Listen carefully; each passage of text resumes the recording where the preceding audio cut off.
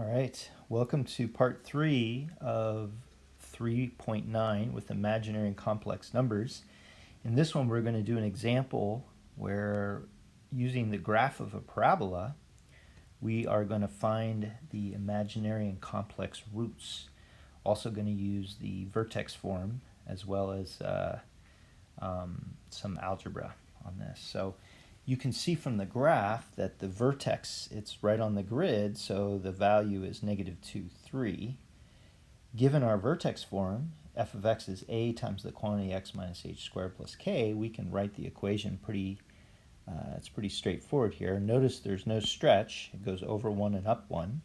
So therefore, it's going to be x minus h, which is -2, so x plus 2, and the k value is 3. So that represents our vertex form. Now, to solve it, we're going to set that equation equal to 0. X plus 2 squared plus 3 equals 0. We subtract 3 from both sides, and what we notice right away, we have x plus 2 squared is equal to -3. So we're going to have to take a square root of a negative number, which would be an imaginary. Remember, the square root of a -1, that's equal to I. So we think we might end up using that. So let's do that. So take the square root of both sides. We got x plus 2 equals plus or minus the square root of -3, which, by the way, plus or minus the square root of -1 times the square root of 3. Okay, so we can use our I here. X plus 2 is equal to the square root of -1 is I, so it's going to be plus or minus the square root of 3 times I. If we subtract 2 from both sides, and now we have the solution.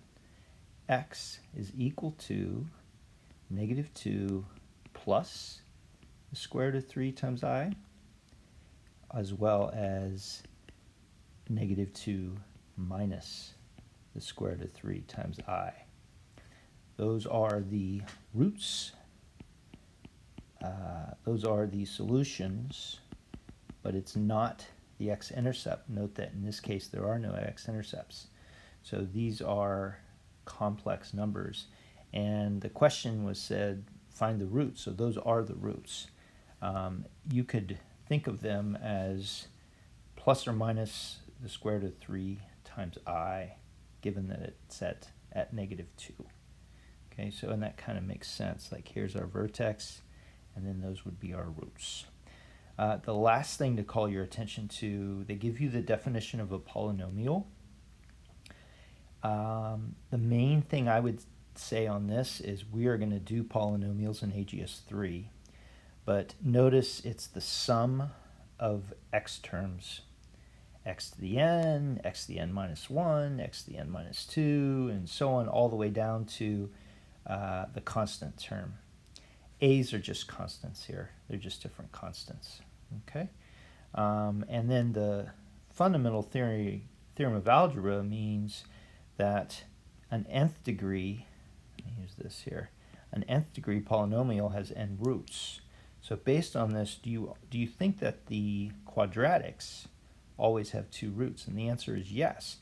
Either they have 2 roots that are the x-intercepts, or they have 2 roots that are imaginary or complex roots, such as this. They always come in pairs. They're called conjugate pairs. And so it is true. The nth degree polynomial has n roots. A second degree would have 2 roots.